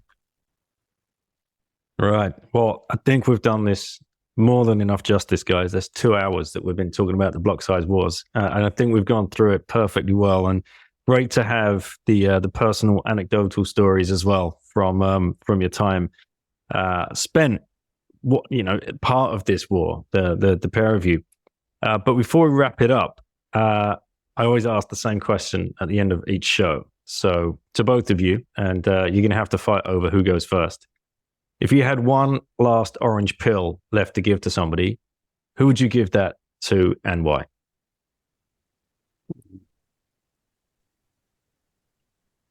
I am not sure. Yeah, I don't know either. Sorry.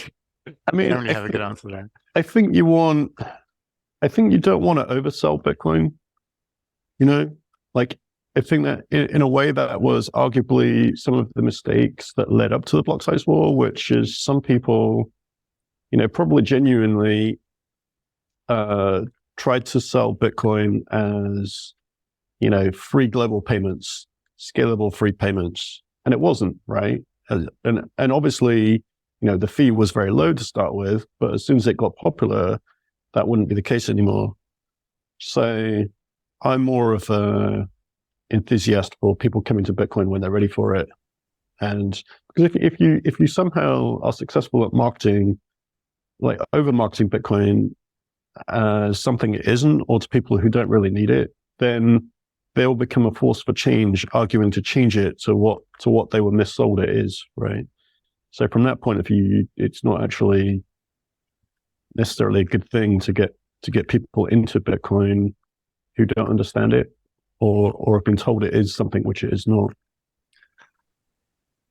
Yeah, yeah. I certainly would not want, say, Joe Biden to be orange pilled and then to engage in a policy of like converting some kind of treasury assets into Bitcoin and then the price to go up. I think that would be a pretty bad outcome for Bitcoin. I think it's much better to have a kind of slow, long-term, more organic growth of people gradually coming towards it than kind of orange pilling some kind of big, powerful political or financial services kind of titan.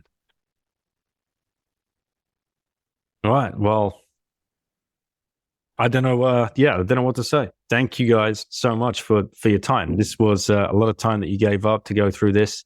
John, your book, for those people that have not read it, there you go. There it is, The Blocksize Wars by Jonathan Bier. And I know we've gone through a lot of it, but there's still so much information packed in there. And for those that haven't read it, please go pick up a copy. Adam, what to say? Thank you for everything that you've done for Bitcoin in the past and continue to do, and for giving up your time. And I know you spend a lot of time traveling around the world, going to all the conferences. You're very available, open to chat to any of the plebs, and help push forward this message, this education. We only have a short window to do this, I think, and all hands on deck. And you've been a shining example and incredible person to have in this space. So thank you to you both. Yeah, thanks. I mean, I think Jonathan's book is quite important because, people forget the sequence and the timings and what actually happened, and newcomers don't know. And there is a saying that if you don't know history, you're doomed to repeat it. And that was a high risk thing. So we don't want to repeat it. So, people will say, UASF, never forget. But I think it's actually true. Like you really don't want to forget. And if you don't know about it, you want to learn because there are lessons there that, we might need to know in the future too. So, yeah. 100%. Thanks, John. Thanks very much. Thank you. Cheers. See you guys. Bye. Okay, guys, I hope you enjoyed that rip with Adam and Jonathan. Thank you to both of them for coming on and spending that time going through all of, well, not even all, right, but a lot of it about the Blocksize Wars. And I think one of the biggest takeaways is when we look at the arguments that are going on in the Bitcoin space today, whether that is about ordinals, inscriptions, drive chains, like the main ones of the last kind of, the latest current thing in Bitcoin. People try and compare these arguments to what was going on back then, but you cannot compare them. It's just apples and oranges. And I think the reason being, the main difference is when the Blocksize Wars started, there was consensus already baked into the community that we needed to solve for bigger blocks. Everybody came to the table with some problem to solve. Ordinals, no. They're just trying to plug into something, and they're trying to push an agenda. The same with the drive chains. There's no consensus around that. So these flash in the pan arguments, ordinals have already gone. Drive chain, I think, will soon also be gone because there's no consensus already in there. But the difference with the Blocksize Wars, everybody came to the table.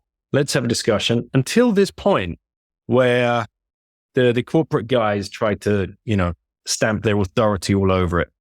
And that's, as you just heard in this discussion with Jonathan and Adam, that's when a lot of people started taking real notice as to, hang on a minute, this isn't actually about the size of the blocks anymore. Something's changed. The narrative's changed. Something more nefarious is going on behind the scenes in one camp.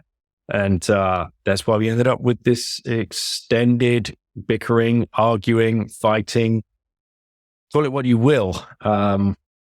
It's really worth studying, and I definitely recommend you get Jonathan's book and look more into it and find other podcast interviews about it, because knowing what went on in the past is really going to help us figure out what to do in the future when we have something like this perhaps come up again. But like I said, this flash in the pan stuff, it's all noise. There's no signal there.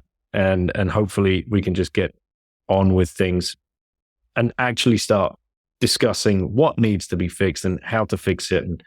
And leave that to the super brains, people like the core devs out there that are doing the hard work behind the scenes to come up with some solutions.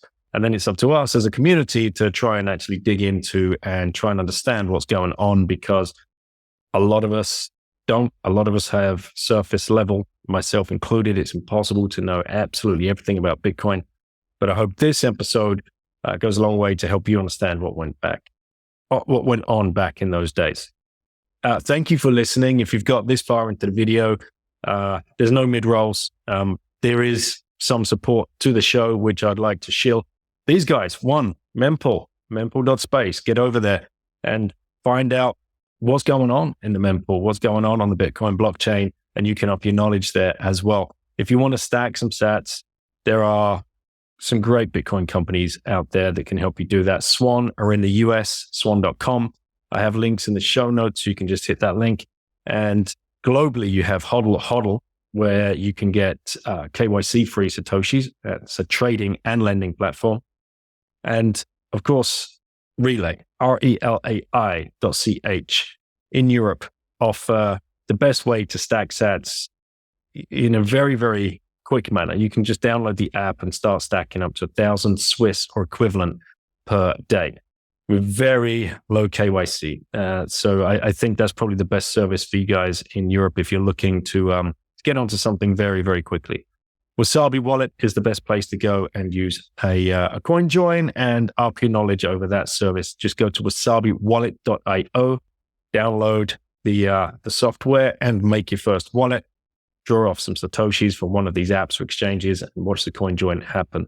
Cold storage wise, Bitbox, you can get the Bitbox 02 Bitcoin only hardware wallet. Hit that link in the show notes, use the code BITTEN and you will get a 5% discount off of that. Orange Pill app is the place for you to go and find events, Bitcoin events near you, and also Bitcoiners that might be in your location. Or if you're traveling, use the app to go and plug into the local communities and to find Bitcoiners on your travels. The best place to go and build the social layer of Bitcoin. Get to a conference, life-changing for many, many people. Get into a conference and meeting people in real life. We have in October, Amsterdam, middle of October. You can use the code BITTEN for BTC Amsterdam to get 10% off. We also have Liberty in Our Lifetime by Free Cities Foundation, talking about parallel structures. That's in Prague. You can use the code BITTEN. Lugano, also in October. October's a busy month. Again, the code BITTEN is going to get you a discount on the Plan B forum in Lugano. And look out for Madeira next year. If you're planning next year conferences already, if you've got a family, make a trip out of this one. Get a week or 2 weeks down there. It's going to be absolutely amazing. 3-day conference and a music event. Take in all the family, and you will get a code, use the code BITTEN and you'll get 10% discount off that as well. I think that's all the shills. I hope I'm not doing anybody a disservice here. Yeah. Anyway, if you guys are able to support the show, if you're listening on the podcasts, Fountain app is the best place to go for Bitcoiners to listen to their podcasts. And if you're here on YouTube, just drop any kind of comment underneath. If you're a Bitcoiner, thank you. If you're a Maxi and you're willing to help the cause, just Bitcoin is, and then one word underneath in the comments, because that just puts the algos into action and we can start getting this message out, the Bitcoin signal out into other parts of YouTube where people might not be looking or have found us crazy, toxic Bitcoin maximalists just yet. Anyway, thank you for listening, guys. Take care. Catch you on the next show.